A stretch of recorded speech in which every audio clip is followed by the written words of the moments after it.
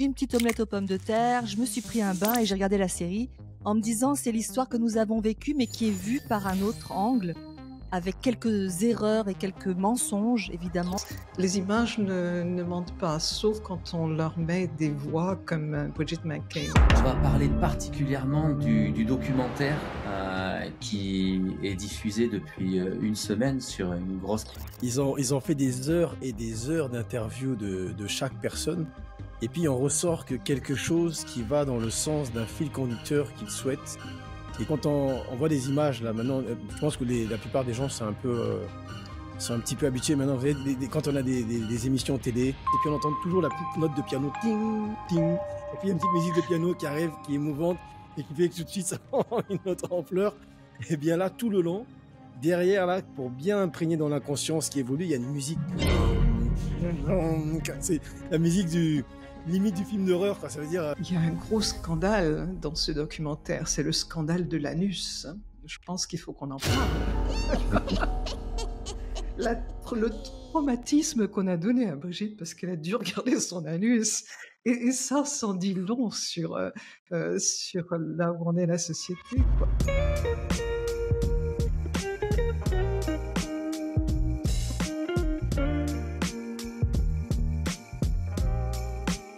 Bonjour, très heureux de vous retrouver, c'est Xavier, raélien de la région de Bordeaux. Ah, c'est Brigitte, toujours au Mexique aujourd'hui. Hello, c'est Guillaume, je suis en direct d'Abidjan et très heureux de se retrouver là pour cette émission. Et je suis Luna de Bretagne en France. Donc très heureux de vous retrouver et de nous retrouver pour ce nouvel épisode de la vision raélienne. Aujourd'hui, on va parler particulièrement du documentaire qui est diffusé depuis une semaine sur une grosse plateforme internationale. Documentaire à succès d'ailleurs, puisqu'il est en tête des visionnages.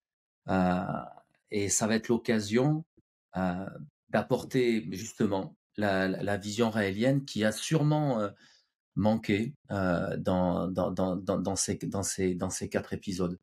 Est-ce que cela nous étonne? Qu'à moitié, parce que je sais que nous 4, du coup, on a regardé ces 4 épisodes. On va pas dire qu'on les a regardés à reculons, mais à chaque fois qu'on regarde une production d'un média mainstream, entre guillemets, sur le mouvement raélien, on se demande toujours à quelle sauce on va être mangé. Tant depuis, je le rappelle, le mouvement a 50 ans, depuis 50 ans, on a entendu tout et n'importe quoi mais non seulement sur le mouvement raélien, mais dès l'instant qu'on touche une minorité philosophique, en fait, souvent il se raconte tout et n'importe quoi, en fait. Pourquoi? Parce que l'inconnu suscite des questions, l'inconnu suscite des interrogations, et justement cet inconnu, ça fait 50 ans qu'on se bat pour en sortir et puis pour amener des éléments. Alors c'est une chance parce que nous sommes tous les 4, et puis c'est une chance de t'avoir, Brigitte, parce que tu es, on va dire, t'es un peu avec Raël, tu es l'héroïne, tu es l'héroïne de ce documentaire, en tout cas du début à la fin. Et je suis sûr que pour beaucoup de gens qui nous écoutent, ils vont apprécier le fait d'avoir ta vision aujourd'hui, parce que cette émission s'appelle La Vision Raélienne, mais comme on l'a dit lors d'un numéro précédent, en fait, raélien, ça veut dire quoi? C'est des hommes et des femmes qui ont rejoint une dynamique que vous retrouvez on vous invite à aller sur les sites, sur les sites rael.org. Une dynamique de groupe qui amène à promouvoir une philosophie qu'on appelle la philosophie raélienne, une philosophie libératrice, en accord avec la société d'aujourd'hui et de demain. Et puis qui a un objectif qui est, encore une fois, de réunir les conditions pour accueillir une civilisation extraterrestre. Mais bon, on va reparler de tout ça. Mais Brigitte, c'est génial de t'avoir dans ce programme parce que, du coup, beaucoup de personnes vont pouvoir t'entendre. Alors déjà, je vais m'arrêter de parler. Et puis, je vais te poser la question, Brigitte. Tu as vu cette série, qu'est-ce que tu en as pensé? Quel a été ton ressenti? Oui. Donc c'est vrai que c'est intéressant. En fait, déjà, d'accepter de le faire, ça a été une démarche, sachant qu'on commençait qu'on allait travailler avec une équipe française, donc une société de production française. Et quand on vit en France, il y a une culture française minorité qui est évidente. En fait, je veux dire, il n'y a aucune autre société de production dans le monde qui aurait pu faire ça. Ce genre de documentaire avec tout ce qui est ressorti de négatif. Mais bon, ce que je veux dire, c'était bien fait. Les images sont belles. Et quel bonheur de revoir enfin, il y avait des trésors d'images du passé, hein, donc de Maitreya dans les premières années, et puis aussi de me revoir au congrès, à l'Académie des sciences, avec tous ces événements. Ça fait quand même 20 ans, hein. Et oui, 20 ans. D'ailleurs, c'est une chose qui interpelle, le fait de voir autant d'images d'archives du mouvement raélien. Des Ouais. fois, on a pu entendre des personnes qui disaient, mais pourquoi vous avez autant donné d'images? Quelque part, le mouvement a rien à cacher et tout a été donné. Tout a été Ouais, donné. oui. On Hein? a contribué autant qu'on pouvait Mmh. pour que, au moins, les images ne mentent pas, sauf quand on leur met des voix comme Bridget McCain. Bon, on va y revenir là-dessus. Voilà. Ouais, ouais. On va y revenir. On va On revenir va y à toi. revenir. Toi, Ouais. Luna, tu as vu cette série, je crois, hier soir, là. T'as lu Oui, on m'a botté un petit peu les fesses là et on m'a dit: «Il faut absolument que tu regardes cette série quand même». Bon, j'avais pas envie, donc j'ai pris un petit verre de sangria, une petite omelette aux pommes de terre, je me suis pris un bain et j'ai regardé la série. Oui, OK. j'ai eu effectivement je l'ai regardée hier soir en me disant: «C'est l'histoire que nous avons vécue, mais qui est vue par un autre angle, avec quelques erreurs et quelques mensonges évidemment». J'ai eu le plaisir de rencontrer Bridget McCain aussi, sur le plateau de Fogiel, donc je pourrais y revenir. Mais en On va y effet, globalement ouais, globalement mon ressenti, c'est qu'on voit des belles choses. Il y a des moments où on rit, il y a des moments où on pleure, il y a des moments où on sourit et puis il y a des moments où on grince des dents, comme dans la vraie vie. Ça a été très bien fait. Je trouve que c'est quand même une belle série, bien faite, des belles images, des émotions. On voit des Raéliens qui témoignent, c'est très, très beau et en même temps, bah, nos détracteurs, ce qui est normal de les voir, mais avec quand même des petites choses où ça pourrait être un peu mieux fait. Donc, on est là pour rectifier un peu la réalité de ce qui est dit et des commentaires qui ont été faits parfois. Bon, mais super. Bon, on va y revenir et en Mm. particulier ton expérience avec cette journaliste canadienne que tu as croisée un jour sur un plateau télé, il y a quelques années sur le plateau de Fourvielle, je crois, hein, à l'époque, hein, Guillaume, tu as vu pareil cette série, quel est ton ressenti? Alors toi, Oui, Guillaume, tu as le regard, hein, franco, africain, hein, puisque tu as un pied en France, un pied à Abidjan, donc ça va être intéressant aussi parce qu'à la fin de la série, c'est intéressant. Il y a une partie sur l'Afrique, mais c'est juste quelques minutes, alors que les équipes de production se sont déplacées là-bas. Il y a eu des heures et des heures d'interviews pour sortir juste un petit bout, c'était drôle, quoi. Donc Guillaume. mais comme tu dis, c'était drôle. C'est-à-dire que ils ont fait des heures et des heures d'interviews de chaque personne.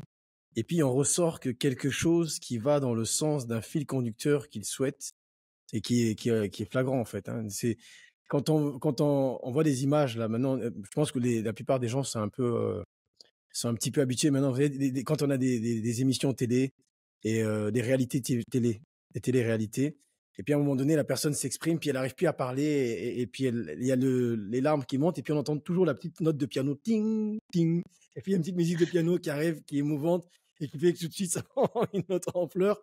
Et bien là, tout le long, derrière là, pour bien imprégner dans l'inconscient ce qui évolue, il y a une musique, c'est la musique limite du film d'horreur, quoi. Ça veut dire, vous allez en découvrir des horreurs. Ils sont bien gentils, mais ils sont cinglés. Alors c'est intéressant en fait, comme tout ça est bien monté. Bon. Ouais. C'est- C'est intéressant en fait de parler de Yaboni parce que Yaboni, ouais, c'est un être extraordinaire, hein. On lui demande, est-ce que tu es un prophète? Il dit, ah oui, je veux être un prophète parce que en fait c'est une des comment dire des enseignements de Raël. Il dit, je veux que vous soyez tous des prophètes, là, allez-y et transmettez l'information, etc. Donc la réponse de Yaboni, c'est oui, je veux être un prophète. Mais si vous regardez dans la série Netflix, c'est le titre du dernier un nouveau prophète en Afrique. Ouais, c'est ça, ouais. C'est drôle. Oui, parce qu'en Anyway. en Alors, plus il est présenté. on va reparler de cette série. on va avoir un chapitre qu'on va aborder maintenant là, en direct, là, toute la partie qui a peut-être le plus, qui interpelle le plus, parce qu'encore une fois, c'est une sorte c'est de la désinformation, toute cette partie par rapport à la femme, quoi, la soumission de la femme. On est même le mot esclave sexuel est sorti par cette journaliste là, Brigitte McCain. On va parler après d'autres sujets de cette série, mais allons sur ce sujet. C'est vers la fin de la série. Je crois que c'est le quatrième épisode.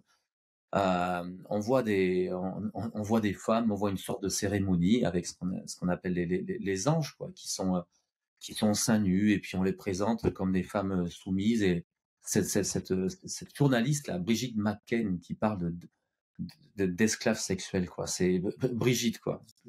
Non, On regarde là-dessus parce que en fait, c'est le reflet de sa vision de la sexualité, hein, c'est ça, et de là où elle en est. Parce que en fait, bon, la sexualité, et on la veut libre dans l'enseignement raélien, c'est une liberté libre entre adultes consentants. Donc, premièrement, il n'y a pas d'enfant dans l'histoire, mais aussi c'est la libération des femmes, quoi.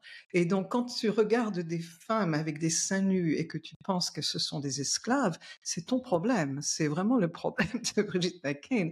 En fait, ces femmes, je connais en particulier, on reconnaît très bien la meneuse du groupe, hein, qui est une artiste qui qui organise des shows dans le West End à Londres, hein, et qui, je pense, qui a fait Broadway as well, qui a fait aussi, pardon. C'est une femme extraordinaire, une chorégraphe extraordinaire, et avec une prestance. Quand je regarde ça, je regarde des femmes puissantes qui ont une maîtrise de leur corps et qui dégagent tellement d'assurance, etc. Il n'y a pas d'esclaves là, je vous garantis. Ce sont des femmes extraordinaires. Et c'est ça en fait. Et quand on regarde bien les images de Raël qui les regarde, en fait, il médite. Et je pense que c'est quelque chose qu'on pourra mettre au montage. Les extraits du documentaire lui-même, il médite en le regardant parce que ça, c'est son accomplissement. C'est en fait rendre les femmes empower them, je ne sais pas comment dire ça en français, leur rendre leur puissance et leur liberté. Et ça, c'est pour moi une des marques de l'enseignement de Raël, qui, quand on regarde, hein, quand c'est quelqu'un comme Bridget McCain, qui pour le moment n'a jamais sorti de Montréal, n'a jamais été à Las Vegas ou quoi que ce soit, elle va regarder des seins nus, elle va dire, oh là là là là là là, c'est une...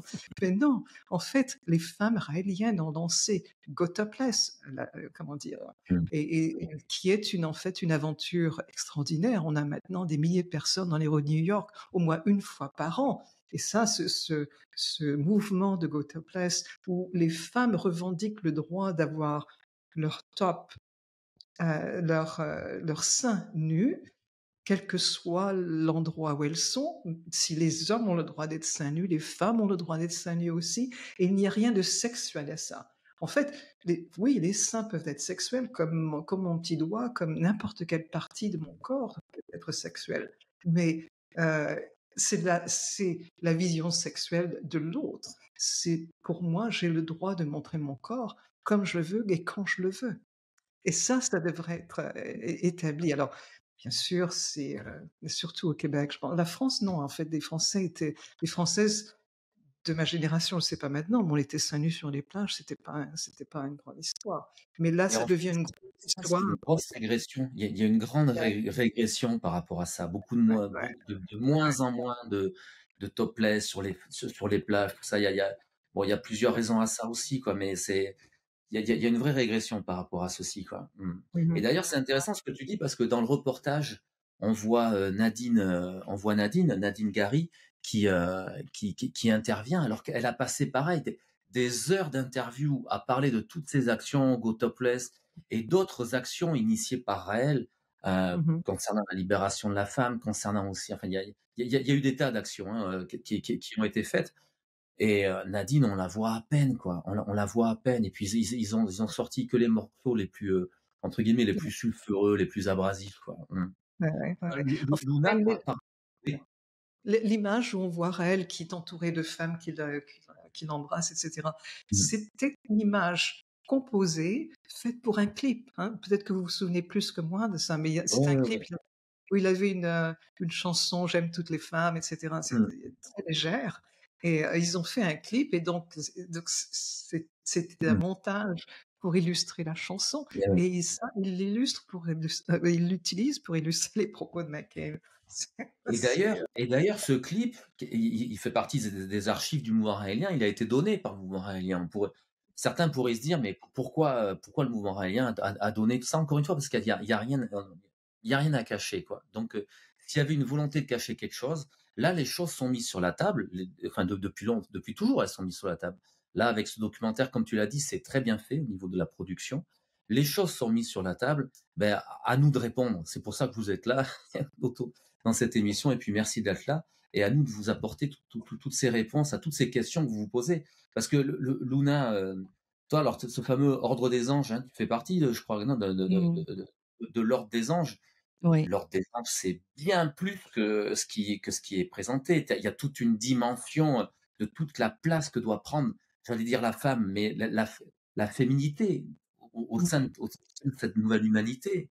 Non? Oui, oui. Ah oui, oui, comme au sein en réalité, c'est comme si, on a inversé les valeurs. C'est-à-dire que ce qui nous a libérés, c'est-à-dire de pouvoir assumer le fait d'être une femme, par exemple, le fait de pouvoir être puissante, de dire oui, de dire non, de savoir ce qu'on veut et ce qu'on ne veut pas, c'est ça qui est important.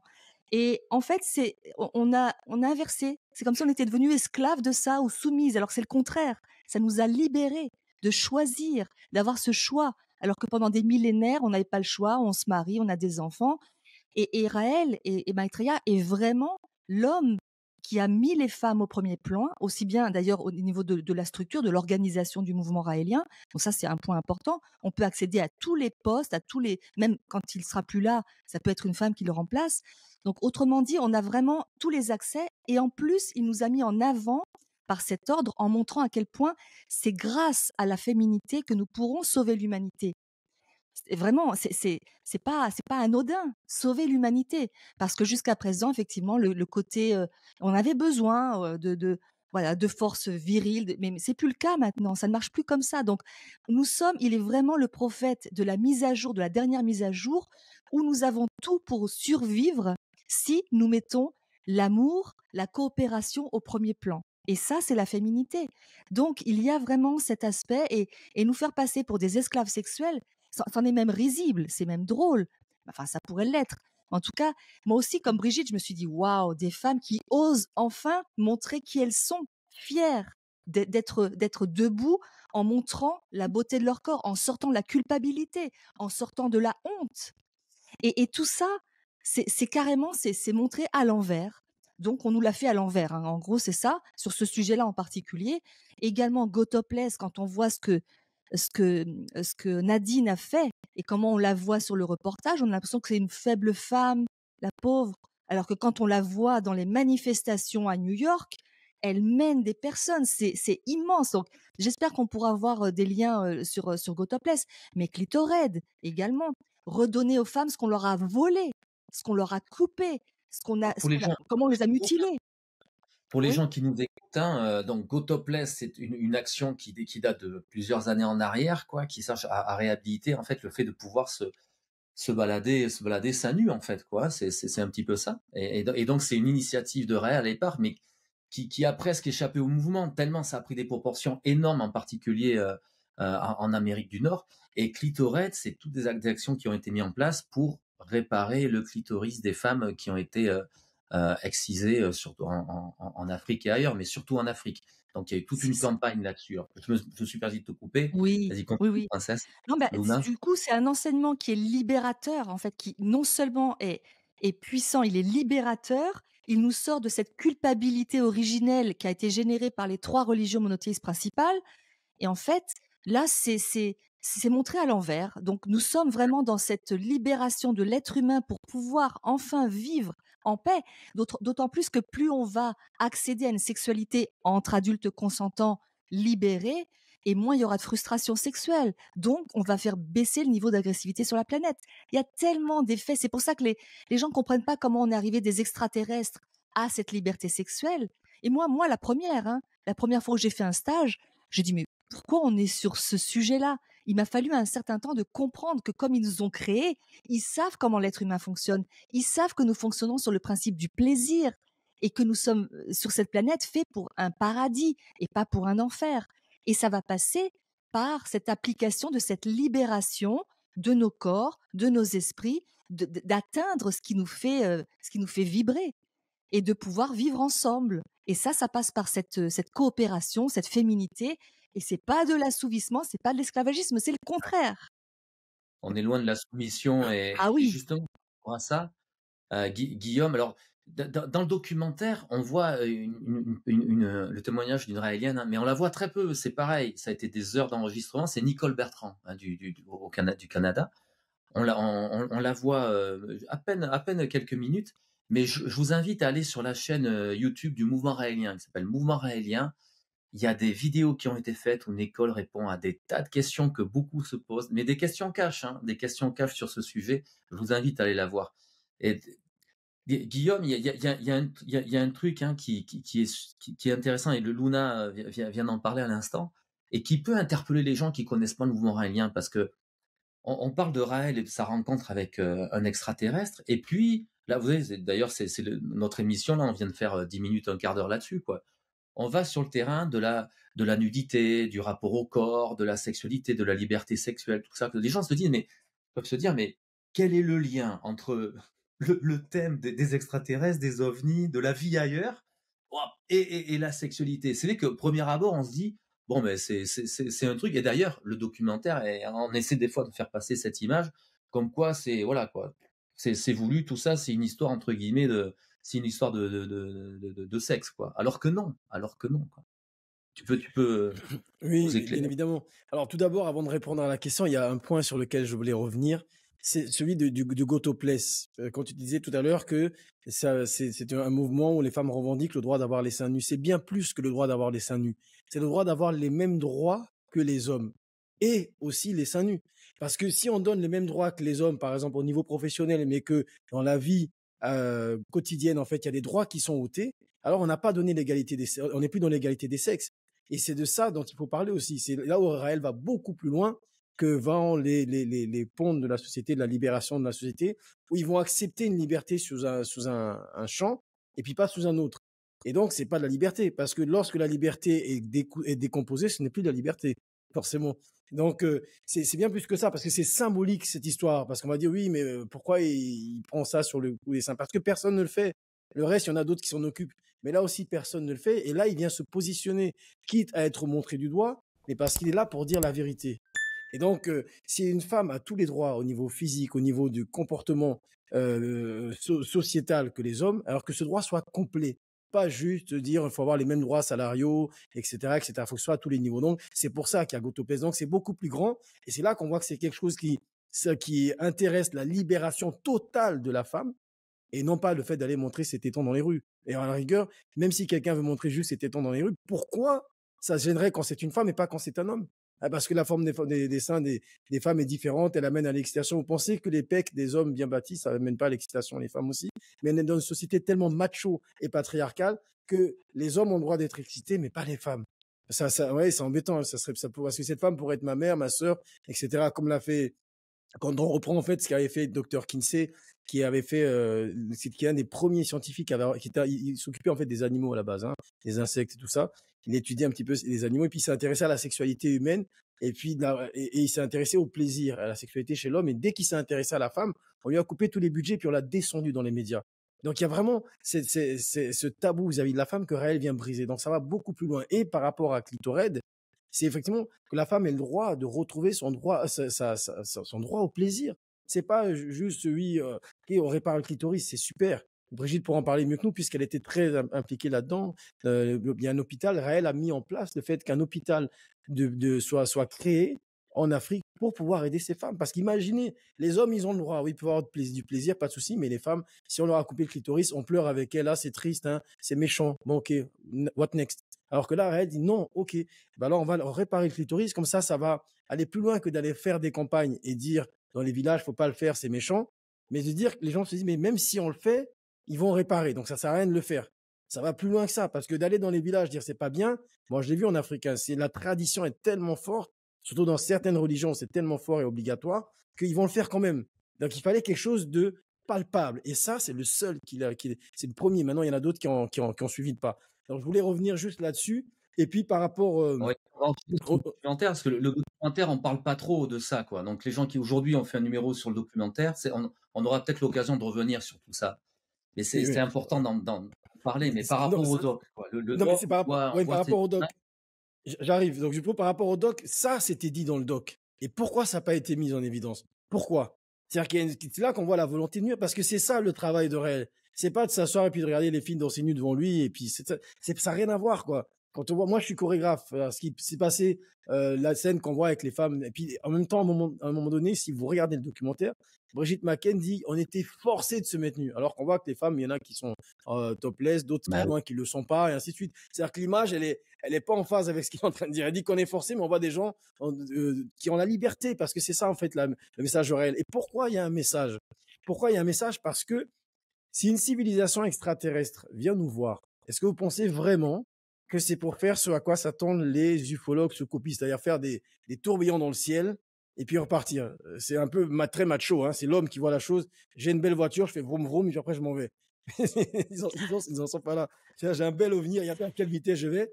Et puis ce qui est fou, hein, ça fait des années, mais il y a des scientifiques, des spécialistes qui s'intéressent au phénomène ovni, mais tout ce qui les intéresse, c'est comment ça marche. Alors c'est énorme. C'est énorme. Ils se disent pas, mais s'ils ont réussi à venir jusqu'ici, c'est quand même quelque chose. Ils ont dû avoir une avance sur nous et ils ont dû maîtriser des problèmes qu'on n'a pas encore maîtrisés. Peut-être qu'il y a un message là-dedans. Mais non, eux, c'est comment ça marche. C'est un peu comme si quelqu'un de l'époque de Louis XIV avait essayé de comprendre Internet. C'est pas possible. Donc, il vaut mieux s'intéresser à qu'est-ce qu'il y a d'humain, parce que l'intelligence, ces engins sont intelligents et l'intelligence est humaine. Et donc, du coup, au sens où on l'entend là. Et donc, du coup, si ces êtres-là viennent nous voir, s'ils ont résolu les problèmes sociétaux auxquels nous sommes exposés, ça veut dire que si leur technologie leur a permis de voyager en dehors de leur système solaire, c'est que chez eux, ça doit se passer plutôt bien, puisqu'ils sont pacifiques. Et depuis le début des temps, ils nous visitent, mais ils n'agressent personne, au contraire. Et les ufologues sont de plus en plus d'accord là-dessus. Dans les temps anciens, dans les textes anciens, on voit les traces de contact avec ces extraterrestres, ces êtres humains venus de notre planète. Hein, c'est pas des petits hommes verts avec des antennes, c'est des humains. Donc peut-être qu'ils sont un peu plus verts, un peu plus, on s'en fout. Bon, regardez, je suis un peu plus noir, donc voilà, peu importe. Donc ces êtres-là ont toujours donné un message à un homme ou à une femme, parmi les hommes et les femmes, qui proposait une organisation sociale bénéfique, justement pour la société auprès de laquelle ils intervenaient et pour les individus eux-mêmes. Donc, il y a une volonté de nous aider à dépasser notre agressivité, à mieux nous porter. Et donc, s'ils reviennent aujourd'hui, c'est forcément dans le même contexte. Ou alors, ça marche plus les ovnis depuis le début des temps. Mais s'ils reviennent aujourd'hui et que c'est dans le même contexte, dans la continuité des choses, ça veut dire qu'il y a forcément un être humain, parmi les êtres humains, qui est contacté, à qui ils ont donné de proposer des préceptes de vie pour améliorer nos conditions sociales et notre bonheur individuel en ce qui concerne chaque personne qui peuple cette planète. Ça a toujours été fait. Et tous les gens qui étudient le phénomène ovni sont d'accord là-dessus. Alors pourquoi maintenant ces gars se disent pas, mais il y en a forcément un, puisqu'aujourd'hui on vit des bouleversements tellement grands et il y a tellement d'apparitions, 150 millions depuis les 70 dernières années. 150 millions. Donc ça veut dire qu'il y a quelque chose, ils veulent dire quelque chose. Et écoutez, s'il y avait eu un crime, il y a 2 témoins ou 3 témoins à se poser des questions. Là, il y en a 150 millions de choses. Oh, ça passe à l'as. Et donc, ils viennent. Et donc, forcément, pour amener quelque chose. Parce qu'il y a quelqu'un dans l'engin. Et dans l'engin, il y a forcément un message, puisqu'ils l'ont toujours fait. Et il y a qui sur la Terre aujourd'hui qui dit, j'ai reçu un message extraterrestre. Ils disent que pour que notre société se porte mieux, il faut faire ci, ça, ça. Il n'y en a pas. Il n'y a que réel. Mais là, par contre, c'est pas intéressant. Et en plus, ces personnes-là, ufologues, qui disent que Jésus a été envoyé par eux, certainement, ils ont oublié que Jésus a été crucifié, que Mohamed a été chassé de la Mecque. Donc c'est normal qu'aujourd'hui, il n'y a plus de crucifixion, on fait plus la guerre sainte pour chasser quelqu'un à cheval, mais on va le mettre au pilori des médias pour essayer de le faire passer pour un cinglé, obsédé sexuel. Et puis, comme ça, on essaie de l'éliminer. Et puis, le jour où il sera plus là, on se déchirera son vêtement en disant, regardez, j'en avais un bout, j'étais là, je l'ai interviewé, je l'adorais, ce gars. Donc, du coup, il y a un message dedans. Le lien avec ce qu'on voit dans le Justement, c'est ça le lien, c'est qu'il y a un message. Il y a le lien, c'est qu'il y a un message et qu'ils ne peuvent pas venir sans donner de message. Et ce message, quel est-il?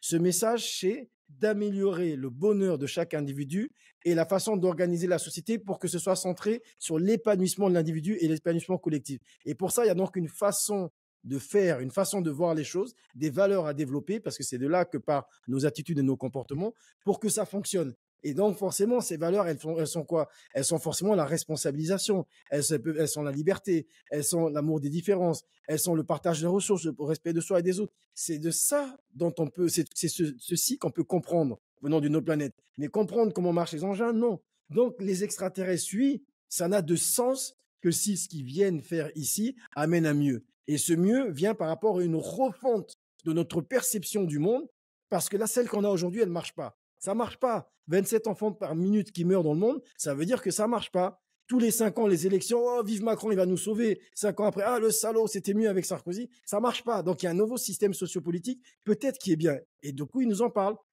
Au niveau de la libération de la femme. Oui, on va libérer la femme, on va augmenter les salaires. Et puis, à côté, on est obligé de faire des ni putes ni soumises ou ces genres de choses. Ça veut dire que ça marche pas. Donc, oui, ils vont apporter une autre façon d'aborder la chose. Et c'est ça le lien, en fait, entre le fait de venir d'ailleurs avec une avance technologique, donc philosophique évidente, et d'en faire bénéficier, en fait, la civilisation qui va rencontrer dans nous, c'est nous. Et c'est pour ça qu'il y a ces messages et qu'on aborde tous ces sujets-là. Parce que pour qu'ils viennent, parce qu'ils souhaitent revenir officiellement dans une ambassade, on n'a pas encore dit depuis le début, hein, ils souhaitent être accueillis officiellement dans un lieu diplomatiquement neutre où ils ne sont pas agressés, où nous ferons bénéficier largement de leur avance de sagesse. Mais il faut déjà amorcer la chose. Et pour amorcer la chose, il faut déjà commencer à changer la société. Et la société, elle est bloquée l'individu est bloqué par des croyances judéo-chrétiennes, si je veux te dire, qui nous viennent du passé et qui ne sont plus en phase avec notre présent, avec notre futur. Et c'est pour ça que le phénomène extraterrestre ne peut avoir de sens que si il y a une refonte de notre philosophie sur la sexualité, sur la façon d'organiser, de nous nourrir, d'interagir, et sur notre perception philosophique de tout ce qui existe dans le monde. C'est ça, en fait, le lien entre cette civilisation extraterrestre, ce message donné le 13 décembre 73, et le fait qu'il y ait autant d'actions sociétales et philosophiques et spirituelles qui soient mises en place par elle et donc par le mouvement raélien. Yeah. Et du coup, toi, Brigitte, t'es arrivée, on le voit dans le documentaire, hein, on va revenir dans le documentaire, on te voit, hein, tu arrives c'est dans les années 90, hein, 92, 93. Yeah. Toi, t'arrives, t'es une femme, quoi, et tu découvres cette philosophie, tout ça, et ça fait 30 ans maintenant, hein, ça fait 33 ans, 34 ans. Alors, on te voit dans le documentaire sous toute cette partie de l'annonce du bébé cloné. Mais toi, ton regard de femme par rapport à tout ce qu'on vient de dire là, toi, hein, ton regard de femme face à cette philosophie, t'as vécu tout ça, quoi. Et ton regard quand tu vois la façon dont c'est traité, quoi. Bah oui, non, c'est clair. En fait, bon, j'ai eu une éducation catholique comme la plupart des Français, hein.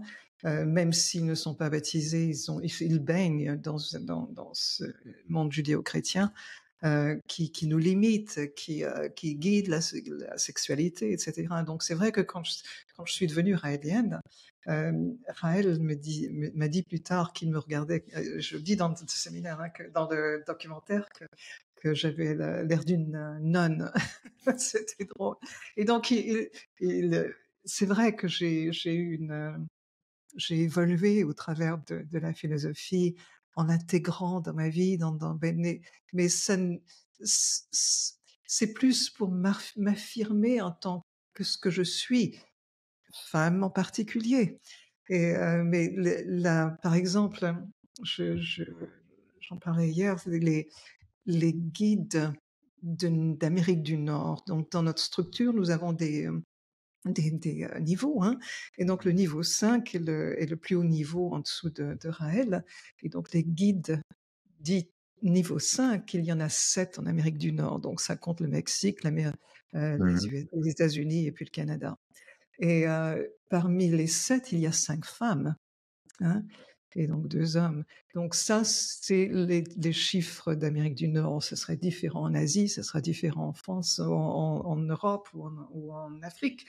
Mais le point que je veux faire là, c'est pas que les femmes sont mises en priorité, c'est qu'on ne regarde pas si c'est un homme ou une femme quand on nomme, quand on fait les choses. En fait, bon, je pense que vraiment notre organisation est la plus avancée à ce niveau-là parce que dans la plupart des organisations internationales, on compte encore, oui, il nous faut un minimum de pourcentage de femmes, etc. Donc on est encore dans cette structure de discrimination, alors que la fonction, la façon dont Raël fonctionne et dont notre structure fonctionne, c'est qu'on ne regarde pas le sexe de la personne ou sa couleur de peau pour une nomination, pour un poste, pour une fonction dans la structure. Et je trouve ça extraordinaire, quoi. Pour moi, enfin, on est des exemples sur plein de niveaux dans ce point-là, quoi. Mais, mais revenant sur Bridget McCain, je pense que, et ça rejoint ce que tu disais, Guillaume, il y a un gros scandale dans ce documentaire, c'est le scandale de l'anus. Je pense qu'il faut qu'on en parle. Le traumatisme qu'on a donné à Brigitte parce qu'elle a dû regarder son anus. Et ça s'en dit long sur là où on est la société, quoi. Et aussi sur ce qu'on essaie de faire, c'est que vraiment qu'on essaie de faire comprendre à chacun des gens, chacune des personnes qui essaient de comprendre la philosophie derrière ou qui veulent nous rejoindre, c'est que il faut que tu aimes absolument tout ton corps, qui est une masterpiece, une œuvre d'art, hein, et y compris l'anus. Qu'est-ce qu'on ne ferait pas si on n'avait pas d'anus? Mais Et, ouais. ouais. J'ai adoré cette partie-là. Je me dis le plus gros scandale, enfin un des plus gros scandales de ce documentaire, c'est waouh. Donc il faudrait qu'on fasse des actions, qu'on donne des petits miroirs dans les rues aux gens en disant promettez-nous, là, voici ce miroir, regardez votre anus ce soir. Mais oui, c'est ça qui est dingue, c'est qu'en fait, encore une fois, quoi, tout ce qui est réel, enfin, ce qui est réel, hein, est assumé et a du sens. Et comme le disait Guillaume, en fait, quoi, il y a cette rencontre avec une civilisation extraterrestre, quoi, ce contact, et derrière cette philosophie libératrice de déculpabilisation, quoi, du corps, de cette relation qu'on a au corps, de toutes ces valeurs judéo-chrétiennes, éducation judéo-chrétienne qui depuis des siècles et des siècles, une philosophie libératrice. Et c'est vrai que quand on voit ce tableau avec ce qu'on appelle les anges, quoi, ben on peut tout y voir, quoi. On peut y voir quelque chose, on peut y voir la femme puissante, belle, rayonnante, quoi, qui prend toute sa place. Mais pour une personne peut-être un peu coincée, quoi, on peut y voir autre chose. Toi, princesse Luna, tu avais rencontré Brigitte McCain. On va parler très Oui, rapidement du sujet de la oui. pédophilie parce que c'est complètement incroyable de revenir encore une fois là-dessus. Il faut rappeler, et d'ailleurs, c'est le réalisateur de cette série qui le rappelle de temps en temps dans quelques interviews qu'on a pu voir, que Raël n'a jamais été condamné. Raël n'a jamais eu aucune condamnation. Le mouvement raélien n'a jamais eu aucune condamnation. Bon, dans la série, on en parle à peine. Il y a un épisode avec De Chavannes où De Chavannes même témoigne dans la série que le fameux Ciel Montmardi avait été un coup monté, comme il le disait, qu'on s'était bien préparé. Et puis je crois que le réalisateur, pareil, dans des interviews, le confirme. Cette histoire de pédophilie, le mouvement, ça fait 50 ans qu'il existe. S'il était aussi dangereux que ça, vous croyez pas qu'il y aurait des bon nombre de Raéliens? Le mouvement serait déjà interdit, quoi, dans de nombreux pays, surtout la France, quoi. C'est pas le cas. On voit même à la fin du documentaire, ils s'étonnent. Ouais, mais ils sont encore là. Mais oui, encore là, plus fort que jamais. Et cette notion-là est importante parce qu'en fait, il n'y a jamais eu une condamnation. Il y a eu deux procès, en fait. Ils en parlent un petit peu et qui ont lieu avec des personnes enfin, d'anciens membres du mouvement raélien, mais par rapport à des affaires extérieures au mouvement. Jamais les activités du mouvement. Et il y en a eu, mais des centaines, des milliers, quoi, d'activités. Il n'y a jamais eu, le mouvement n'a jamais été inquiété par rapport à ça. C'est intéressant de voir aussi dans le documentaire, on voit ces fameux stages raéliens, alors stages entre guillemets, parce que c'est quoi en fait? C'est des séjours en fait, ce qu'on appelle de développement personnel en fait. C'est des séjours en fait où on vient apprendre et puis mettre en perspective la philosophie raélienne dont parlait Guillaume. Mais bon, les Raéliens, comme je disais, vivent, ont une vie tout à fait normale et puis se retrouvent dans ces lieux de vacances, de villégiature pendant quelques jours, quoi. Mais bon, Prince Luna, tu as rencontré Oui, Brigitte Macron sur un plateau de oui, télévision. C'est que oui, tu l'avais remercié à l'époque. Pourquoi tu l'avais oui. remercié? Eh bien, déjà, c'était intéressant parce qu'elle avait écrit dans son livre, elle avait infiltré le mouvement au Canada pendant 9 mois, je crois, quelque chose comme ça. Et elle avait écrit un livre, et dans son livre que j'avais lu juste avant l'interview, elle disait, elle soulignait le fait qu'il n'y avait pas d'enfants. Ce qui est exact. En fait, les enfants sont interdits pendant les cours que nous avons pendant les stages. Donc, des fois, il y a des enfants sur le terrain, mais ils sont gardés par des nounous qui sont paraéliens en plus. Mais pendant les cours, il y a pas du tout, il y a pas d'enfant, c'est interdit. Puis si, Raël, je me souviens, il avait vu un enfant, il dit: «Dehors». Il y a même pas à discuter, ça c'est clair. Et elle avait souligné dans son livre que c'était le cas. Donc moi, c'était sur le plateau de Fogiel le 4 octobre 2004, me semble-t-il. En tout cas, je suis arrivée, j'ai couru parce que moi je voulais la rencontrer, je voulais lui serrer la main et la remercier parce qu'au moins elle disait clairement qu'il n'y avait pas d'enfant. Voilà, ça c'était je voulais vraiment sincèrement la remercier et puis donc j'ai couru dans les couloirs parce qu'on voulait pas elle voulait pas me croiser. Apparemment, elle avait des menaces, ce qui est pas vrai d'ailleurs, mais bref, donc je suis arrivée sur le plateau, je lui ai tendu la main et elle l'a pas prise. Et pour moi, le problème, c'est elle, c'est pas moi le problème. Moi, je la remerciais sincèrement. Elle nous a vraiment, par rapport à ça, en tout cas, soutenus sans le savoir. Mais c'est clair qu'il n'y a pas d'enfants, il n'y a pas de pédophilie. Nous condamnons fermement la pédophilie et même plus loin, nous avons, donc c'est marqué dans le reportage, c'est écrit, enfin c'est vu dans le reportage, ce passage où effectivement il y a la création de nos pédos. Et effectivement, il y a quelques mensonges qui se sont introduits dans le documentaire. C'est qu'effectivement, il y a eu deux condamnations, mais à l'extérieur, affaire privée, avec un raélien et un chrétien. Première chose. Et deuxième chose, c'était de la corruption de mineurs avec 3 personnes. Et je me souviens à l'époque avec Guy Carlier qui avait souligné qu'effectivement c'était pas du tout la même chose. On parle pas de la même chose. Et quand on voit la comparaison avec nos pédos, avec le nombre de scandales de prêtres pédophiles qui étaient changés d'endroit, enfin bon, je vais pas revenir là-dessus, mais on se dit il y a vraiment une volonté délibérée de nous supposer coupables. C'est est-ce que je suis présumé coupable ou est-ce que je suis présumé innocent? Et nous concernant, nous sommes toujours présumés coupables, quoi qu'on fasse. Donc j'ai envie de dire, on a grandi avec ça. Ça fait 50 ans, moi ça fait 40 ans que je suis raélienne. Il a fallu que je me renforce et nous tous les Raéliens, on a vécu des choses difficiles, mais il a fallu qu'on garde la tête haute. Donc je remercie ces gens, d'une certaine manière, parce qu'ils nous ont obligés à affronter ces obstacles, d'être regardés comme si on était pédophile. C'est pas facile, hein. De sortir de chez soi, d'aller à la boulangerie, c'est pas facile. Mais en même temps, nous, on sait ce qu'on a fait, ce qu'on n'a pas fait. Donc, j'ai envie de dire qu'ils nous ont renforcés. C'est pas que je vais leur dire merci, mais d'une certaine manière, c'était intéressant aussi de se dire, grâce à tout ce qu'on vit aujourd'hui, bien des gens maintenant commencent à comprendre ce qui nous arrive parce que eux-mêmes, on l'a vu avec le Covid, hein, tous les gens qui étaient bien pensants, j'ai vu, moi je suis dans le corps médical et j'ai vu des gens qui étaient des gens bien gentils, bien des bons petits soldats. Ils se sont rendus compte que eux-mêmes ont été mis au banc de la société parce qu'ils n'étaient pas vaccinés ou parce que ceci ou cela. Donc les gens, on a eu les prémices de ça et puis maintenant eh bien, il y a plus la chasse aux sorcières, mais maintenant il y a la chasse à tous les naturopathes, tous les gens qui font autrement. Donc tous ceux qui sont hors du système commencent à comprendre ce que nous avons vécu, ce que nous vivons depuis 40 ans, on va dire ça comme ça. Donc c'est intéressant, on n'est pas tout seul. Et la jeunesse, j'en ai déjà parlé l'autre jour, mais la jeunesse, eux, ils sont vraiment au-dessus de ça. Ils Mmh. comprennent, ils savent. Donc moi, je suis Oui. très, très pleine d'espoir parce que les jeunes, ils savent très bien bah, et que ça marche plus, quoi. On peut pas, mettre les gens dans des catégories et dire: «Toi, tu es pas dans ce cadre-là, dehors».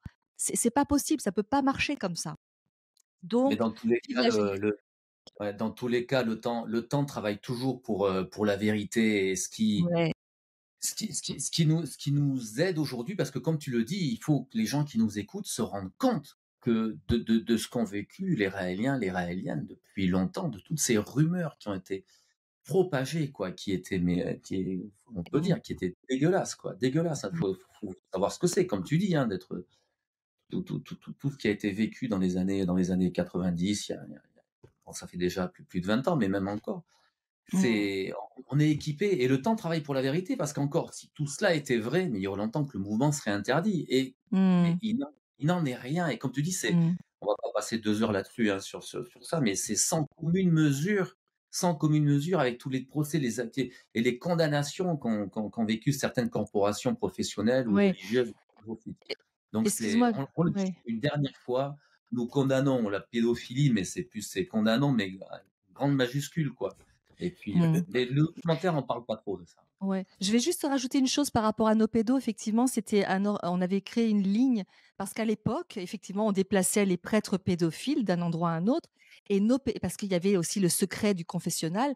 Nos pédos, c'est Raël, sur une idée de Raël, ça a été créé pour pouvoir dénoncer les prêtres pédophiles et puis les aider, parce qu'en fait, toute personne qui a une déviance, c'est qu'il est malade. Faut l'aider, quoi. C'est pas pour, mais simplement, faut qu'ils arrêtent de nuire aussi. Donc voilà, nos pédos, si vous tapez nos pédos, vous verrez, donc ça existe encore, hein. Et c'était à l'initiative du mouvement raélien aussi. Et nous avons été précurseurs là-dessus une nouvelle fois. Brigitte, ouais, tu vois. Ah oui. Je pense que c'est important, tu viens de dire une chose là qui est, à mon avis, importante, c'est que c'est une déviation sexuelle, c'est une maladie mentale. Mais je pense que le fait qu'elle soit si répandue dans l'Église catholique, c'est aussi généré par le fait qu'ils font un vœu d'abstinence. Et donc ça crée, parce que notre corps, on est des êtres sexuels. Et le plaisir que ça donne impacte le fonctionnement de notre cerveau, etc. Donc, c'est de plus en plus évident que la sexualité est importante pour le bien-être de l'individu. Avoir ces êtres qui font ce vœu, probablement pas forcément, comment dire, c'est pas ils ont des pulsions sexuelles comme tous les autres. Et finalement, c'est comme ça que ça dérape et qu'ils vont aller toucher les enfants, etc. Et c'est juste cette illustration pour moi est importante parce que les Raéliens ont l'éducation d'une parfaite liberté sexuelle. Et donc, il n'y aura pas ce genre de déviation naturellement. Il n'y a pas de frustration qui va les conduire à s'en prendre à des êtres faibles, quoi.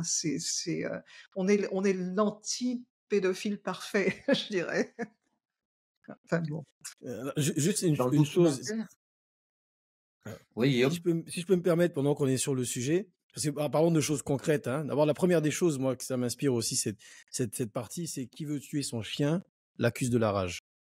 Bon, c'est simple, quoi. Voilà, c'est tellement facile comme chose à faire. Et secondo, comme le vient de dire Brigitte, en fait, quand il y a la frustration, toute privation est suivie d'un excès. Ça, on le sait. Donc, quand il y a des choses, quand tout ce qui s'exprime pas s'imprime, et puis au bout d'un moment, ça, il faut que ça explose. Mais concrètement, là, alors, on vient faire un documentaire, puis on va essayer de donner une image du gourou qui a menti sur les extraterrestres, puis en plus qui incite à la pédophilie. Mais attendez, il faut savoir de quoi on parle, quoi. C'est dans tout groupe. Il y a des gens équilibrés, des gens déséquilibrés. Le mouvement raélien n'a pas le monopole de la sainteté sur cette planète. Et aucun groupe ne l'a. Et quand on va dans les instituts pénitentiaires où il y a des personnes qui sont incarcérées pour des délits comme ça, la majorité, ce ne sont pas des Raéliens. Je tiens à le rappeler. C'est des milliers dans le monde, ce n'est pas des Raéliens. Donc, il y a eu 2 cas d'individus. Il peut y avoir des gens qui viennent nous voir et qui ne sont pas équilibrés. Et puis, il y avoir des gens qui deviennent Raéliens et qui puissent même un jour devenir criminels. Ce n'est pas la responsabilité du mouvement raélien. Il faut quand même prendre de la hauteur. Arrêtez de dire qu'un tel a volé, c'est un arabe. L'autre, il est feignant, c'est un noir. L'autre, il est pédophile, c'est un Raélien. Et puis, on peut continuer comme ça, et ainsi de suite. Il est avare, c'est un juif. Elle est bête, c'est une blonde. Ben, bon, voilà, je sais pas, Brigitte est blonde, elle a un PhD. Donc, du coup, voilà. Et moi, je suis noir et je travaille. Et donc, du coup, maintenant, dernièrement, le 26 janvier dernier, il y avait l'université de Hanovre, hein, qui publiait un rapport qui a coûté quelques millions d'euros, 3,6 millions d'euros. Ce rapport a rappelé que l'Église catholique protestante là-bas, donc à Hanovre, a eu 9300 et quelques cas d'actes délictueux sexuels sur des enfants, 2225 cas d'agression sexuelle, 1259 prêtres impliqués au cours des 50 dernières années. Ça fait quand même beaucoup, quoi. Donc, s'ils sont courageux, ces reporters, ces documentaristes qui viennent sur les plateaux dire attention, c'est quand même dangereux, mais qu'ils aillent enquêter là-bas un petit peu, on va voir, qu'ils fassent des scandales là-dessus. Et puis, pas plus tard que le 1er février, le parquet de Pau qui confirmait dans les Pyrénées-Atlantiques que Notre-Dame de Bétharram avait 20 élèves là-bas, maintenant adultes, qui portent plainte. C'est le 1er février, pour abus sexuels durant leur adolescence ou leur enfance au sein de Notre-Dame de Bétharram. Donc pourquoi on parle pas de ça, quoi? On va essayer de chercher un truc d'il y a 30 ans. Peut-être qu'il y aurait on dit deux Raéliens, il y a un chrétien aussi. Là, on va pas dire un chrétien, ça serait trop courageux de le faire. Et puis là, il y a des cas énormes. Il y a tellement eu d'abus par des institutions religieuses dites saines, où on envoie les enfants au catéchisme, on dit, envoyez-le au catéchisme, ça va être très bien. Mais il y a tellement eu d'abus qu'il y a certaines conférences épiscopales qui ont demandé, l'Église a demandé, à certaines conférences épiscopales de se munir d'assurance parce qu'ils n'arrivaient pas à payer le montant des dommages et intérêts qui étaient réclamés tellement il y avait de plaintes. Enfin, faut remettre les choses à la balance, quoi. C'est bon. Donc, ou alors, si vous voulez avoir peur de personnes en disant, ou d'un soi-disant gourou qui incite à ça, à mon avis, il y a un endroit, faut aller voir, mais c'est pas chez les Raéliens, quoi. Là, les chiffres parlent d'eux-mêmes. Et c'est Mais en super fait, que t'en parles, Guillaume. C'est un appel aux journalistes et à tous ces journalistes courageux, entre guillemets, quoi. Allez-y, faites une série sur Netflix, quoi. Ça suffit pour eux, quoi.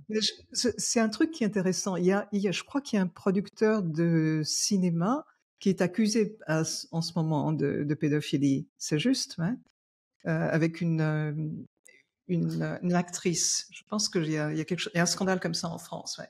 Et Les affaires ne cessent. Alors, Ok, bon. c'est une En tout cas, pédophilie, mais mais il y avait Weinstein in the US, aux États-Unis, il y a quelque temps, et personne n'aurait mis le mot juif devant, hein, le juif pédophile. Donc, mais pourquoi est-ce que si jamais il y a un cas ou si jamais on va mettre le mot raélien derrière, c'est vraiment c'est une intention de nuire évidente, hein, comme tu le dis. en tout cas, on pourrait en parler longtemps. Tout ce volet là sur les femmes, sur la sexualité, sur le sexe. Ça, je vous invite encore une fois à aller sur la chaîne YouTube Mouvement Raélien.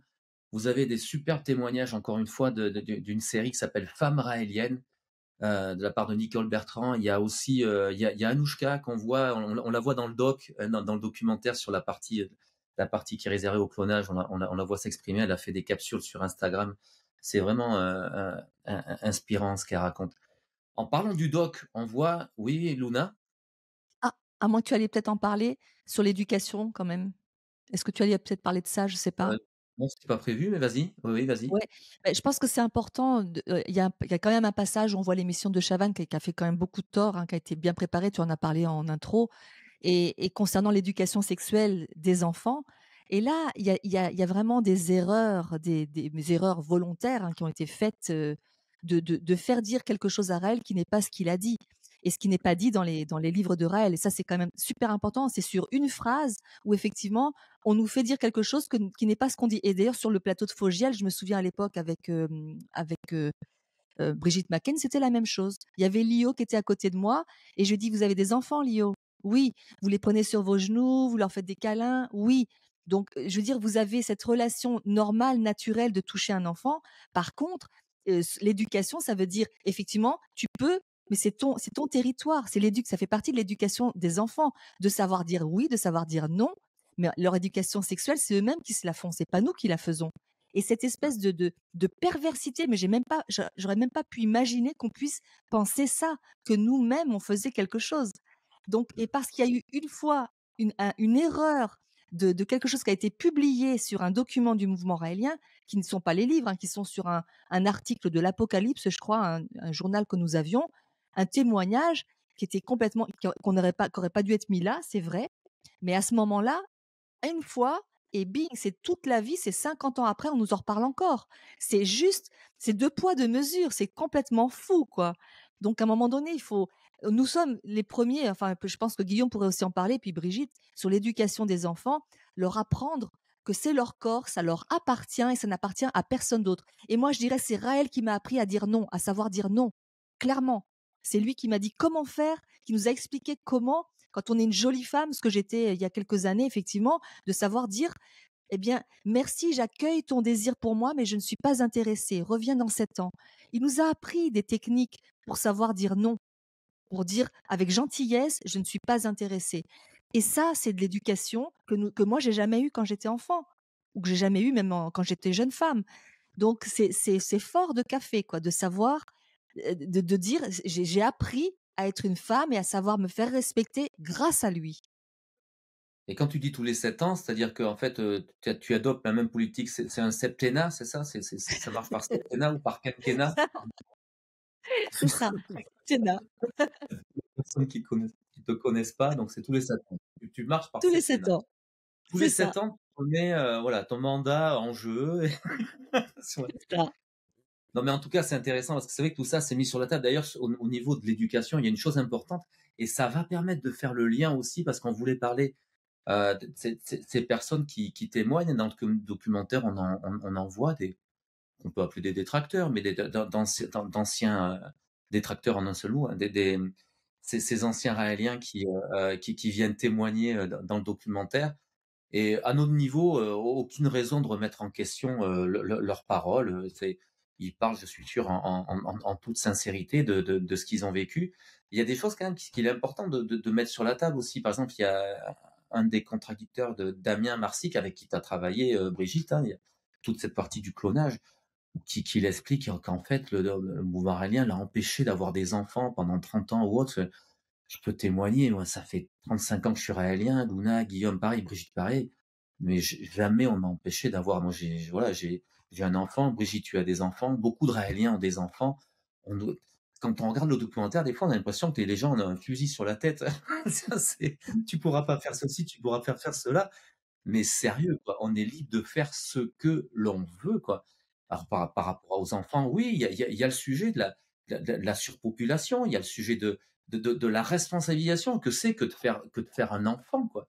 Faire un enfant, c'est pas rien. Donc il y a tout encore un discours des valeurs de responsabilisation par rapport au fait d'être parents qui sont fortes et ensuite, libre à chacun, mais encore une fois, c'est bien aussi d'avoir, d'amener la contradiction à nos contradicteurs aussi, quoi. Et Brigitte, ton regard par rapport à ça, parce que du coup, il y en a eu Oui. 2 principaux, hein, Dominique Saint-Hilaire et puis Damien Marsic. Et Damien Mmh. Marsic qui a travaillé avec toi et qui témoigne de fois, même quand il parle de bon après, il y a toute la partie sur le clonage, mais je crois que quand tu as annoncé la naissance de l'enfant cloné, lui, ça faisait longtemps qu'il était plus avec toi aussi, quoi. Non, non, non. Effectivement, Damien, j'aime beaucoup Damien et je Ah suis oui. surprenante. Quand il était étudiant, je l'ai sorti de ses études pour démarrer le premier labo qu'on a eu. À l'époque, c'était important. C'était pendant la période où je cherchais d'autres scientifiques qui pourraient venir, etc. Et puis, il y a eu l'intervention, en fait. Et ça, c'est peut-être qu'une chose que je peux dire, en fait. Il dit, il implique que la FDA, la Food and Drug Administration, a fermé le labo. C'est pas le cas. En fait, ils ont visité, mais ils n'ont pas fermé parce qu'il y avait rien qui justifiait de la fermeture. Mais c'est le sponsor, donc l'avocat qui payait pour les frais de labo, etc., qui s'est rendu compte que la FDA avait visité et il a fermé le labo en prétendant que c'était la FDA qui l'avait fermé. Donc c'est juste une anecdote en passant, hein. Oui, donc Damien, une fois que le labo a été fermé, Damien est reparti à l'université. Et moi, j'ai continué mon travail de recherche pour avoir des fonds, pour avoir des scientifiques. Et j'ai trouvé mon premier scientifique, en fait, qui était coréen. C'est une anecdote aussi. Je l'ai trouvé, on s'est rencontrés pour la première fois en Corée du Sud le 11 septembre 2001, donc quand les tours s'affaissaient à New York, etc. Donc ce sera pour toujours gravé dans ma tête. Ouais, est-ce que je vais pouvoir retourner aux US là? Je Alors ne pense les tours qui s'affaissent, c'est un grand mot, hein. Elles se sont plus qu'affaissées, mais pas. Bon, en tout cas, et après ça, puisque ce gars-là a été formé, il avait fait plus de 4000 embryons de vaches, hein. Donc j'ai fait un bond spectaculaire dans la progression. Donc il nous a rejoints, hein, et donc j'avais des médecins, toute l'équipe pour pouvoir le faire. Et ça, Damien n'était pas au courant parce que c'était complètement. Et donc c'est son témoignage et je veux dire, il y croit à ce qu'il dit, mais ça n'a rien à voir avec ma réalité, qui était une réalité très protégée à l'époque. J'avais besoin de ça. Et vous avez vu comment j'ai été poursuivie, etc. après, quoi, hein. Donc ça, c'est un des points. Le- Être papa, c'est vrai. Il parle aussi de la façon, sa vision de la façon dont Raël a traité Sophie aussi. J'ai envie d'en parler parce que Alors Sophie, c'est l'ex-compagne de Raël, hein, que l'on voit dans le document. c'est ça, oui. J'ai envie d'en parler parce que c'est pas juste de dire ça. Hein, ils ont vécu 25 ans ensemble, Raël et Sophie, et extrêmement proches, très amis, mais la séparation a été difficile dans le sens que Raël était très attaché, il était très amoureux, il l'est peut-être toujours, je ne sais pas, mais donc mais c'était justifié parce que c'était arrivé à un stade où ça n'était plus gérable. Donc j'ai été le témoin de ça, c'est pour ça que j'en parle. Je veux pas trop dévoiler, mais c'est injuste de dire que Raël l'a laissé tomber comme ça. C'est pas vrai. Juste Et ce qui est préciser injuste ça. aussi, surtout, c'est de venir jeter sur la place publique des affaires aussi, des histoires intimes, quoi. Là, Ouais, là, c'est de l'ordre de l'intime, de la vie de Raël, quoi. Ça a rien à faire ouais, sur la place publique, quoi. On a tous nos petites histoires, quoi. Mm. ouais. C'est sûr, ouais. Et puis, bon, Dominique, moi, je l'ai pas trop côtoyée. Enfin, j'étais en France avec elle pendant un certain temps, et puis après, je suis partie aux États-Unis. Mais ce qui m'a frappé dans ce qu'elle dit, elle le dit très très bien. Elle le dit, je voulais être guide. Hein, je voulais être guide. Je voulais pas être ange, je voulais être guide. Elle le répète tellement souvent. Et c'est en fait, on le voit souvent sur quelques femmes qui ont témoigné après coup. Elle n'a jamais été nommée guide. Elle n'a jamais eu cette position-là, cette forme de reconnaissance. Mais en fait, si elle voulait, c'était pour la reconnaissance, alors que être guide, ça n'est pas une forme de reconnaissance, c'est une forme de responsabilité. Hein. Donc, elle n'a jamais eu ça. Et je pense que la plupart des femmes qui sont sorties et qui n'ont pas eu cette reconnaissance, en fait, ont eu la même approche en disant c'est parce que je trouvais que les femmes étaient maltraitées.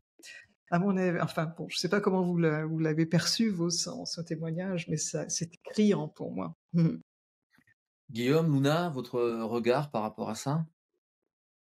Ouais, moi le regard que j'ai, c'est que je sens une souffrance derrière. Effectivement, moi c'est pareil, Damien, si je le vois demain, je serais ravie de le reprendre dans les bras, d'être avec lui. Je vois beaucoup de la souffrance, une déception, une souffrance, des aspirations qui n'ont pas été comblées. Enfin, il y a un certain nombre de choses. Dominique Saint-Hilaire, je la connaissais pas beaucoup non plus. Et puis, mais pour beaucoup d'autres, hein, je vais pas donner d'autres noms de gens qui sont partis et qui nous ont, comme dans une histoire d'amour où d'un seul coup, on dénigre tout ce qu'on a vécu auparavant comme étant de la soumission. Alors, je dis pas que ce soit qu'elles aient pas vécu ça vraiment comme ça, mais je pense, par exemple, j'appelle ça les anges déchus. Enfin, c'est ma façon de dire les choses, mais c'est que certaines personnes ont fait des excès de zèle, vous voyez, Mhm. comme un excès de zèle dans une certaine situation pour obtenir quelque chose qu'elles n'ont pas obtenu. Et du coup, elles ont été déçues. Alors, en ce qui me concerne, par exemple, j'ai jamais rien attendu. Et puis, ce qui m'a fait venir au mouvement, c'est cette phrase: ne fais rien qui soit contre ta conscience. Donc, pour moi, j'ai pas de soumission à l'autorité facilement. Vous voyez, c'est pas mon truc.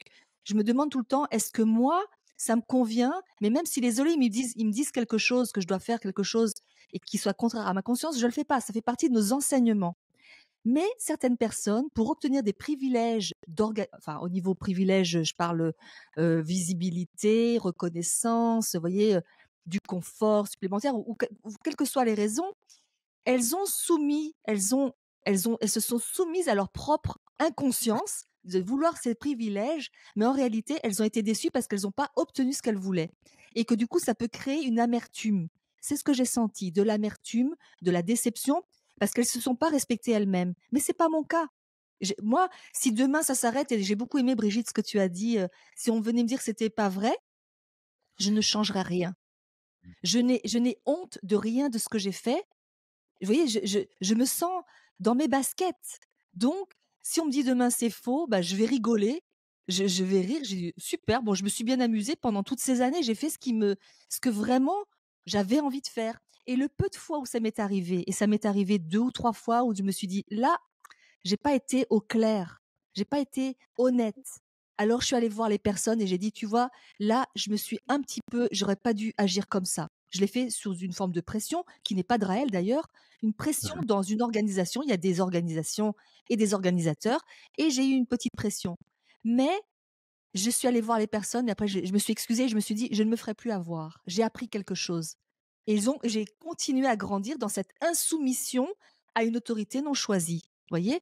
Donc je n'ai pas de honte à avoir de qui je suis et je pense que c'est peut-être ce qui se passe avec certains anges déchus ou avec certaines personnes qui avaient ces attentes. C'est ma vision. Mais j'ai tout l'amour, beaucoup d'amour pour eux et j'espère un jour pouvoir les revoir même si on n'est plus d'accord parce que c'est une question de foi aussi. Moi je les ai pas vus les Elohim, mais pour moi, j'ai mon intime conviction, c'est que c'est vrai et pour eux, leur intime conviction, c'est que c'est pas vrai. Ben, ça, c'est une intime conviction. Et puis après, ben, moi, je peux aimer les gens, même s'ils sont pas d'accord avec moi. Surtout s'ils sont pas d'accord avec moi. Et Guillaume, ton regard par rapport à ça? Eh bien, j'ai un beau regard, comme Jacques Beauregard, vous connaissez dans le Bon sketch regard. sympathique. Jacques Beauregard. Jacques Yes, Beauregard. yes. Et donc, en fait, oui, c'est pas des personnes que je côtoyais intimement. Je côtoyais plutôt j'ai plutôt pas côtoyé, mais été un peu plus proche du frère de Damien, qui est parti aussi. Et Damien, c'est quelqu'un que j'apprécie beaucoup, très doué, un très bon musicien aussi. J'apprécie toujours autant. Dominique, je le voyais un peu de loin, en fait, voilà. Après, et tout comme Luna, si je les vois, je serais tellement heureux de les serrer dans les bras parce que ce que j'ai connu d'eux, je l'ai beaucoup aimé, en tout cas. Surtout Damien que j'ai plus vu et dont j'étais très sensible en fait à son aspect, la diversité de ses habilités en fait, aussi bien artistiques que scientifiques, ça m'impressionnait en fait. Et du coup, je reviens, c'est ça l'histoire de couple, c'est ce qui se passe avec des groupes religieux, etc. Il y avait un sociologue qui avait expliqué ça que lorsqu'on est très impliqué émotionnellement quelque part et qu'on ne sait pas parfois prendre du recul au fur et à mesure du développement de la relation, eh bien, parfois on peut trahir soi-même volontairement certains de nos prérogatives ou des choses ou de notre essence réelle profonde pour répondre à cette volonté d'aimer passionnément. Et alors qu'il faut pas le faire. Et d'ailleurs, Raël encourage, comme vient de le dire Luna, à ne pas le faire.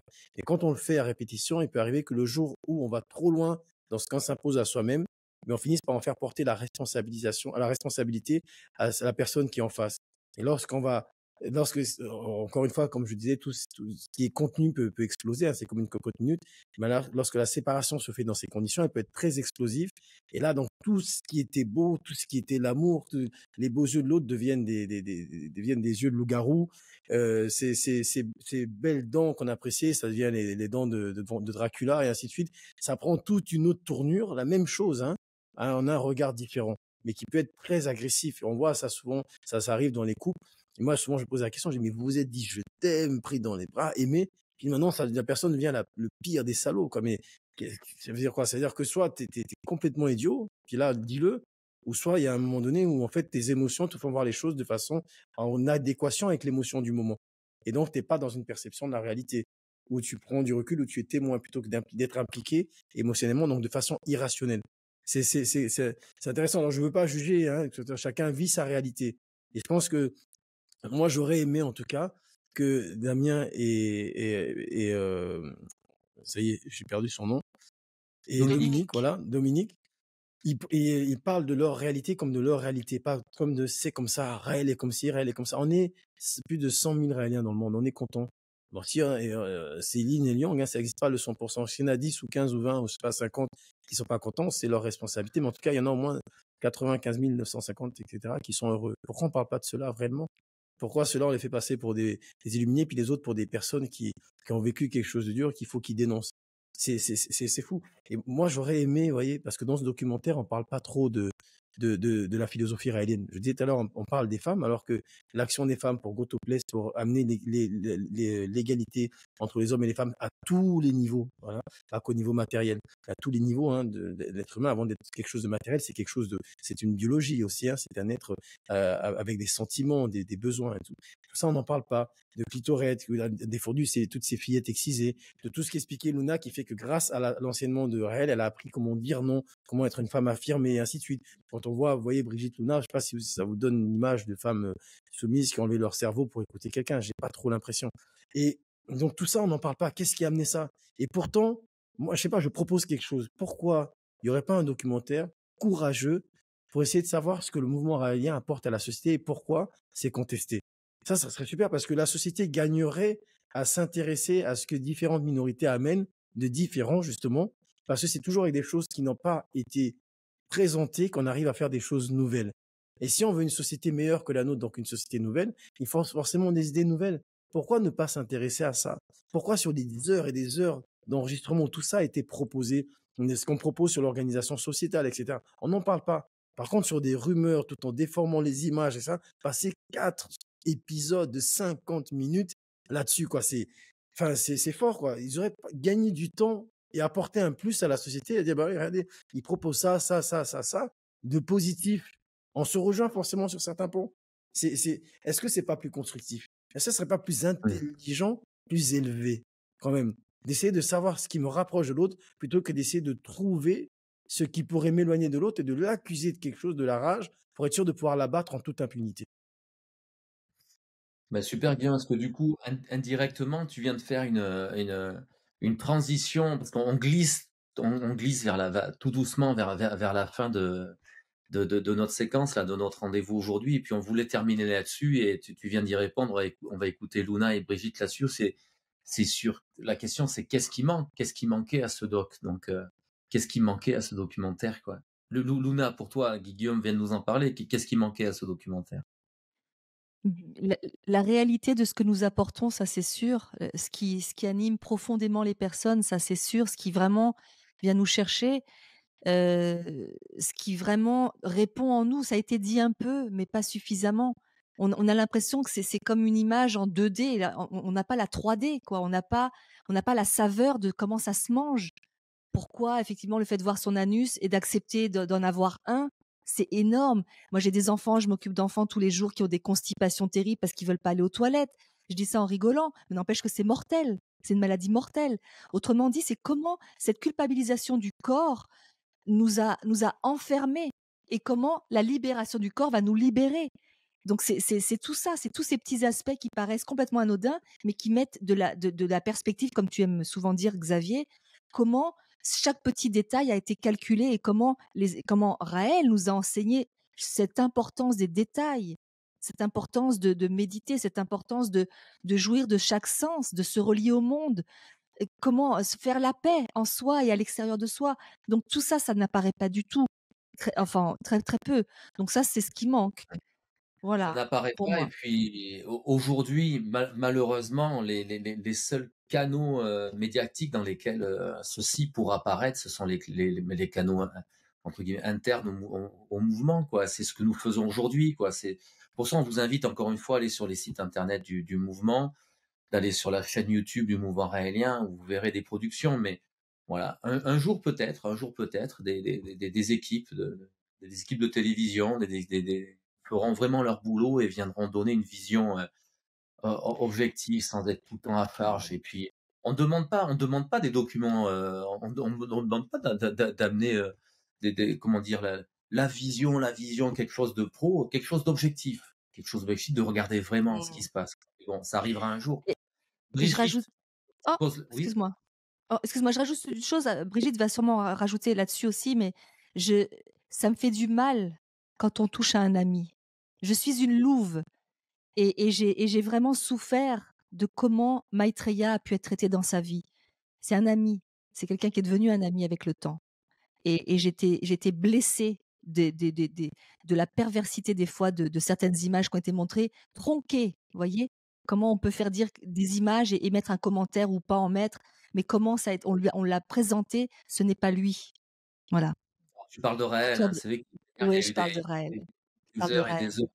Non. Et Oui. Brigitte, en te posant cette question, qu'est-ce qui manque à ce documentaire? Ton regard, il est particulier parce que tu as été en lien avec toute l'équipe, les réalisateurs, ça, tu les as reçus chez toi au Mexique, t'as suivi tout, t'étais dans, voilà, dans le making of, quoi, hein, de toute cette série. Donc, ton, ton regard nous intéresse, quoi, par rapport à ça. Qu'est-ce qui manque dans ce doc et qu'est-ce que tu aimerais nous partager, quoi? Qu'est-ce que tu aimerais partager à tous ceux qui nous écoutent par rapport à ça?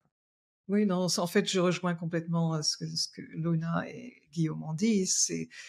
On voit Raphaël on voit une partie de Raël, mais on ne voit pas le Maitreya, hein.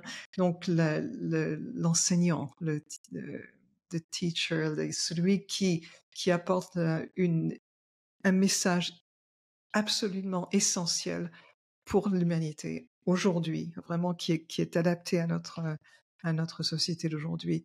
Et ça, c'est à nous de le faire maintenant, hein. Je veux dire, clairement, j'en parlais encore hier avec lui. Il me disait, en fait, cette série, c'est ceux qui m'aiment, ils m'ont dans le cœur, et puis ceux qui ne m'aiment pas, ils m'ont dans la tête. Aujourd'hui, il y a des millions qui m'ont dans la tête, mais c'est bien, c'est comme ça que ça doit se passer. Et puis peut-être que il y aura une grande migration entre la tête et le cœur à un moment donné. Et c'était son commentaire. Euh, je pense que c'est à nous de le faire maintenant, de montrer qui il est et pas d'expliquer, je veux dire, d'intéresser suffisamment le public pour qu'il prenne le temps de regarder. En fait, il y a des centaines de vidéos de Raël sur Raël Academy, hein, je pense, la chaîne YouTube, et on peut voir là, tous ces enseignements. Donc, enfin, tous ceux qu'on a pu enregistrer dans les dernières décades, hein, euh, c'est fabuleux de le regarder et de l'intégrer petit à petit. Et puis, on n'a pas besoin d'être alien pour ça. On peut apporter ça dans la société de tous les jours, et il y aurait un peu plus de bonheur au quotidien. Et c'est ça notre mission, hein. Ben merci à tous les trois. On clôt cette entrevue. C'est vrai que cette série s'appelle Raël, le prophète des extraterrestres. Et finalement, sur 4 fois 50 minutes, je sais pas combien ça fait en heures, on le voit que quelques minutes, alors que tu le confirmes, Brigitte, hein, des équipes sont venues là-bas et l'ont interrogé. C'est des longues minutes, c'est des heures hein, c'est ça, d'interview. 4 heures 4 heures d'interview. Et on le voit à peine à la fin, quoi. Par contre, voilà. Et ça s'appelle Raël, le prophète des extraterrestres. Donc aujourd'hui, mais ça se passe pour le mouvement raélien, mais ça se passe pour tellement entre guillemets de courants philosophiques, même de personnalités. On voit ce qui s'est passé, hein, c'est Luna qui parlait de toute la séquence liée au Covid qu'on a vécu ces 3 dernières années. Et puis, il y a tellement de choses aujourd'hui. Heureusement, il y a ce média qui est là, et merci encore. On peut quand même s'exprimer sur la toile. Et puis les gens sont de moins en moins dupes. Aujourd'hui, on vit une époque vraiment particulière où si on veut aller à la source, on a les moyens chez soi avec son ordinateur d'y aller, de faire des recherches et d'aller vraiment à la source. C'est intéressant d'ailleurs de voir que depuis la publication de la série, de cette série Netflix, quand on tape Raël sur Google, en tout cas c'est le cas en France, les sites officiels du mouvement raélien sont passés en 4e, 5e, 6e page. C'est presque à se demander si tout ça on va paraître et pas plus ou moins orchestré. C'est complètement dingue. Ça sera l'objet d'autres productions de notre part. Moi, je voudrais conclure juste. Souvent, on se dit, hein, c'est le temps travaille pour nous. Il y a des choses qui ont été dites dans ce documentaire, et comme on dit, tout ce qui est sulfureux, très sulfureux, qui peut choquer. Franchement, vous croyez pas que si c'était vrai, on serait encore là, le mouvement serait encore là?